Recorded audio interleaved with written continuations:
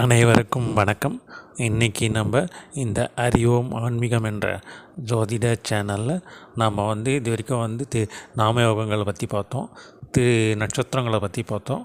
அடுத்தது நம்ம இனிமேல் வரும் பகுதியில் திதிகளை பற்றி நம்ம பார்க்க போகிறோம். சரிங்களா? இன்றைக்கி முதல் பகுதியில் திதி என்றால் என்ன, அதற்கான விளக்கங்களை பற்றி பார்ப்போம். இது முதல் பகுதியாக இருக்கும். இதுக்கு அடுத்த கண்டிப்பாக திதிகளை பற்றி நம்ம பார்க்கலாம். சரிங்களா? ஸோ திதி என்றால் என்ன அப்படின்றத ஃபஸ்ட்டு தெரிஞ்சுக்கணும். சரிங்களா? முதல்ல இந்த ஜோதிட சாஸ்திரத்தை சாஸ்திரங்கள் பல முதல் வெளியே எடுத்துகிட்டு வந்தது யார் பார்த்தோம் அப்படின்னா அகத்திய முனிவர் தான் ஃபஸ்ட்டு இந்த இதை பற்றி விளக்கங்களாக வெளியே எடுத்துகிட்டு வந்தார். அப்படி எடுத்து வரும்போது என்ன ஆச்சு அப்படின்னா, இது எல்லாருக்கும் ஓப்பனாக இருந்ததுனால அதனால் பல விளைவுகள்லாம் வர ஆரம்பித்ததுனால ரிஷிகள் முனிவர்கள்லாம் சேர்ந்து என்ன பண்ணிட்டாங்க, அவருக்கு சாபம் கொடுத்துட்றாங்க. ஸோ அப்படி சாபம் கொடுக்கும் பட்சத்தில் அவர் என்ன பண்ணுறதுன்னு தெரியாத நந்தி பெருமாளை வணங்குறாரு. நந்தி பெருமாளை வணங்கினால சிவபெருமானோட அருளால் சாப விமோச்சனம் பெற்றுறார். அதுக்கப்புறம் என்ன பண்ணுறாங்க அப்படின்னா சாஸ்திரங்கள்லாம் ஒரு சில மாற்றங்களெல்லாம் செய்து மீண்டும் அதை வெளிக்கு எடுத்துகிட்டு வராங்க. ஸோ அப்படி தான் அந்த ஜோதிட சாஸ்திரம் அப்படின்னு நம்ம சொல்லலாம்.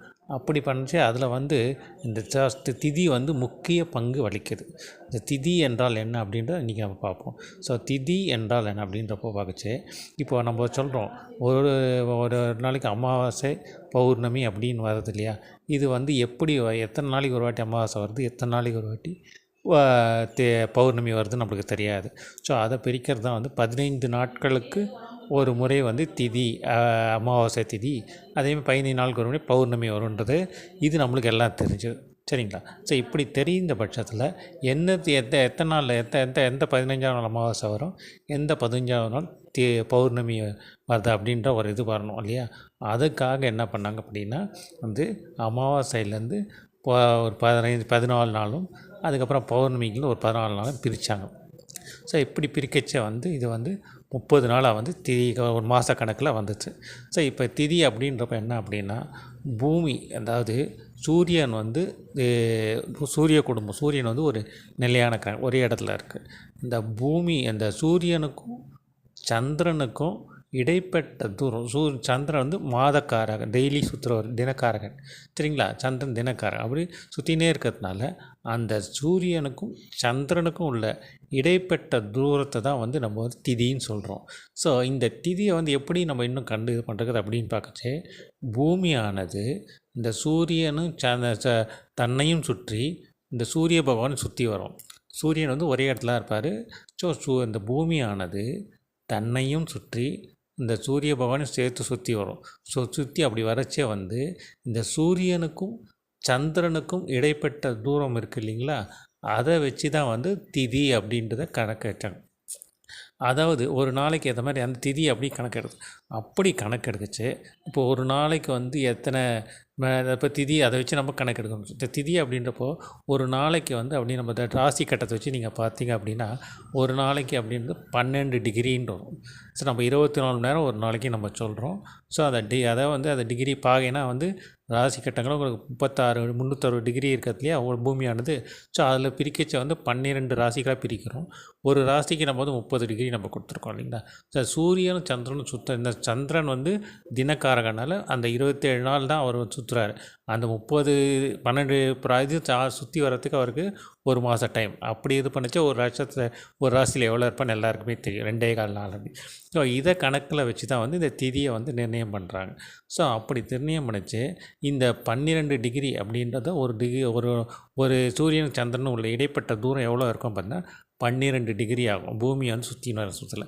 ஸோ இதை வச்சு தான் திதியை ஒரு நாள் திதி அப்படின்றத கணக்கெடுக்கிறாங்க.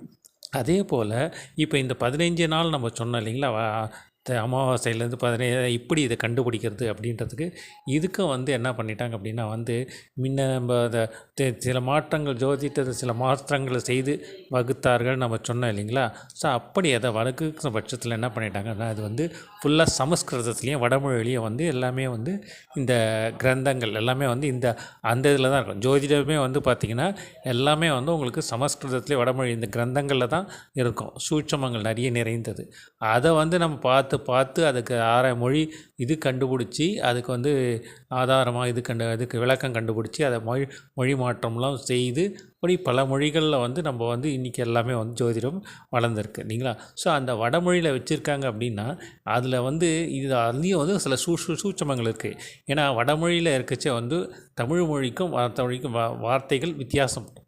அப்படி இருக்கச்சே அந்த வடமொழியில் எந்த ஒரு நம்மளே கூட இப்போது ஒரு விஷயங்கள் வந்து நம்மளுக்கு நடக்குது அப்படின்னா ஒரு நல்லதோ ஒரு கெட்டதோ நடக்குது, அதுக்கான அறிகுறிகள் முன்னாடியே நம்மளுக்கு தெரியும்.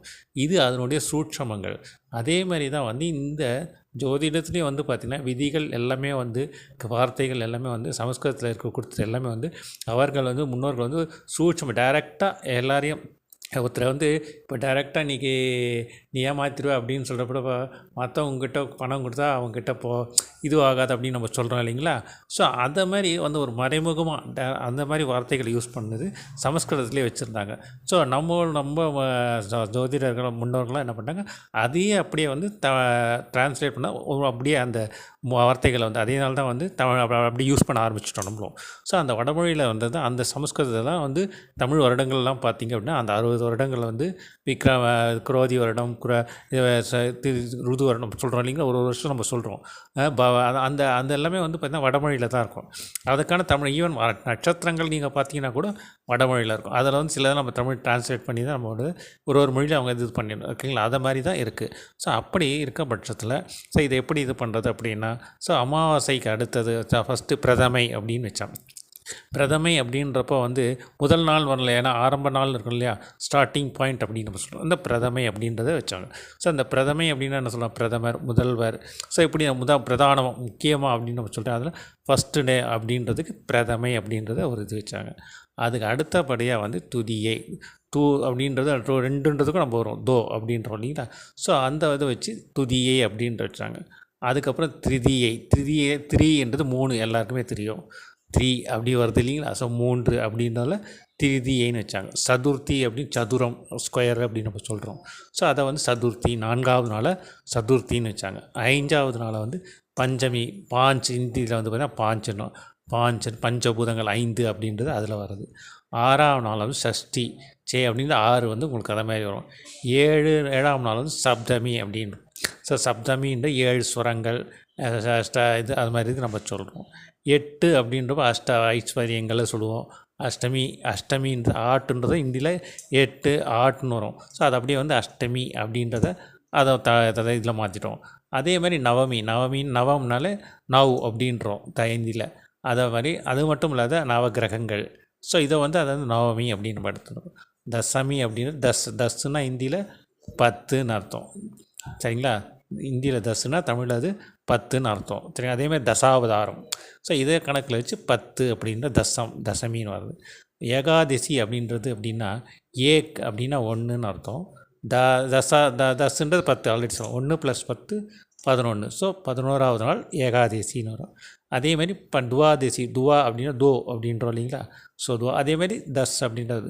ஸோ 1 10 + 2 12. ஸோ அப்புறம் துவாதசி அப்படின்றது 12ஆம் நாள்.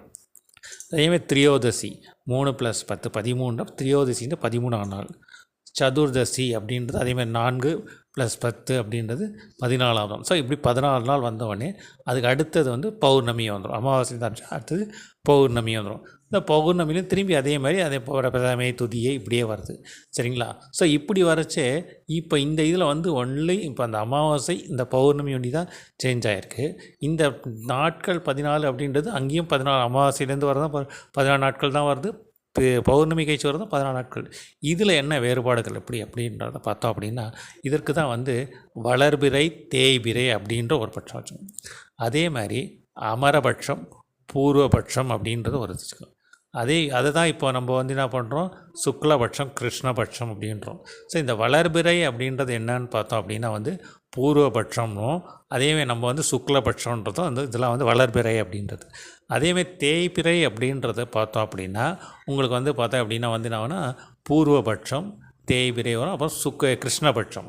இதை வந்து நம்ம தேய்பிறை திதிகளாக வந்து இப்படி பிரித்தாங்க சரிங்களா. இதுலேயும் வந்து இன்னொரு விஷயங்கள் இப்படி பிரித்தாங்க இல்லையா, வளர்பிறை தேய்பிறை நம்மளுக்கு பிரித்தாச்சு.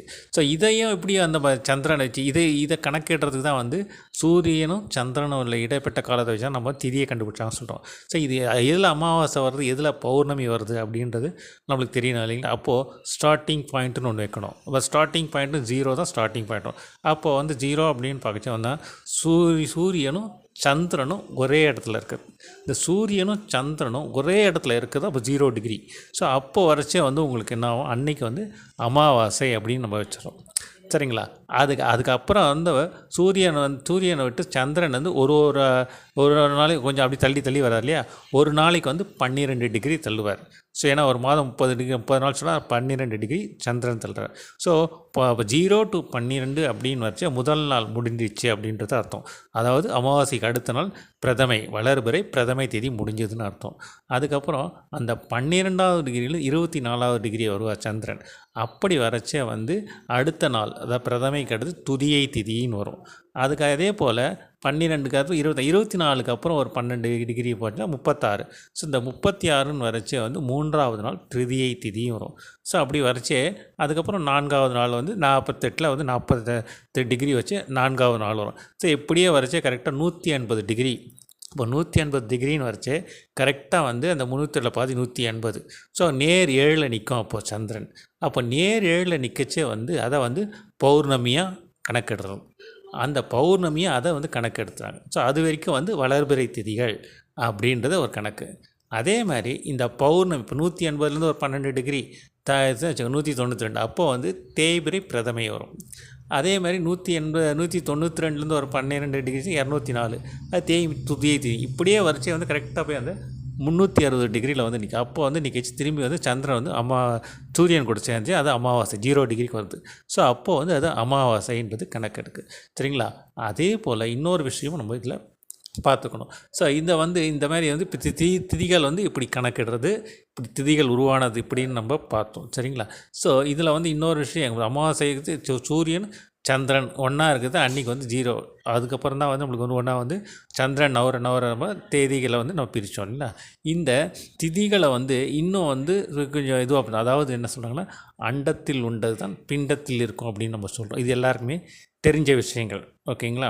இந்த அண்டம் அப்படின்றது என்ன பார்த்தீங்கன்னா சூரிய குடும்பம். இந்த சூரிய குடும்பத்துலேருந்து பார்த்திங்கன்னா இந்த 5 அங்கங்கள்ன்றது பிரபஞ்சம் இயங்குது இந்த சூரிய குடும்பத்தில் இருக்க அந்த இதில்.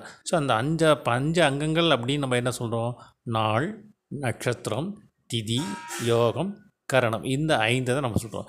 இதில் முக்கிய பங்கு வகிக்கிறது பார்த்திங்கன்னா திதி வந்து ஒரு முக்கிய பங்கும் வகிக்குது அப்படின்னு நம்ம சொல்லலாம். ஏன்னா இப்போ வந்து நம்ம செய்கிற எந்த ஒரு காரியங்கள், நம்ம நல்ல காரியங்கள் செய்கிறோம் அப்படின்னா திதியை இந்த 4 நட்சத்திரம் திதியெல்லாம் தானே பார்க்குறோம். இப்போ அஷ்டமி திதி நவமி திதி தான் செய்கிறாங்களா, இல்லை அதே மாதிரி இந்த அமாவாசைக்கு இல்லை வந்து தேய்பிறை இந்த மாதிரி திதிகளை வரைச்சி அதாவது நம்ம இது பண்ணுறோமா அதெல்லாம் அவாய்ட் பண்ணுறோம் இல்லைங்களா. அது மாதிரி திதிகளை பார்த்து மனிதர்கள் வந்து அந்த நல்ல விஷயங்கள் எது அப்படின்றதெல்லாம் வந்து செய்யறதுக்கு திதிகளை வந்து ஒரு முக்கிய பங்காக வைக்குதுன்றோம். அதே போல் அந்த திதிகளில் வந்துட்டு ஒருத்தர் இறந்துட்டா கூட நம்ம எதாவது கூட அந்த திதியை வச்சு தான் நம்ம கொடுக்குறோம். அதேமாதிரி நம்ம முன்னோர்களுக்கு தர்ப்பணம் கொடுக்குறது எல்லாமே வந்து அமாவாசை திதியில் தான் கொடுக்கும். சரிங்களா. இதுக்கான காரணம் என்ன அப்படின்றத நம்ம அடுத்த பகுதியிலே நம்ம பார்க்கலாம். அதே மாதிரி இந்த திதிகளை வந்துட்டு இந்த திதிகளை வந்து 7 வகைகளாக பிரிச்சுருக்காங்க. அதாவது என்ன அப்படின்னு பார்த்தோம் அப்படின்னா, குருட்டு திதின்னு ஒன்று, அதுக்கடுத்தது ஒரு கண் உள்ள திதி, அதுக்கப்புறம் இரு கண் உள்ள திதி, அதுக்கப்புறம் வந்து பார்த்திங்கன்னா நத்தை திதி, அதுக்கப்புறம் வந்து பார்த்திங்கன்னா பத்திரை திதி வரும், அதுக்கப்புறம் சபை திதி, அதுக்கப்புறம் பூர்ண திதி என்று இப்படி 7 வகையை திதிகளை பிரிச்சுருக்காங்க. ஸோ இது எது நத்தை திதியில் வரும், எது ஒரு கண் உள்ள திதியில் வரும், அதை பற்றிய விளக்கங்களும் நம்ம வந்து அடுத்த பகுதியில் வந்து இது திதிகள் பற்றிய விளக்கத்தை அடுத்த பகுதியில் நம்ம பார்க்கலாம். சரிங்களா. நன்றி, வணக்கம்.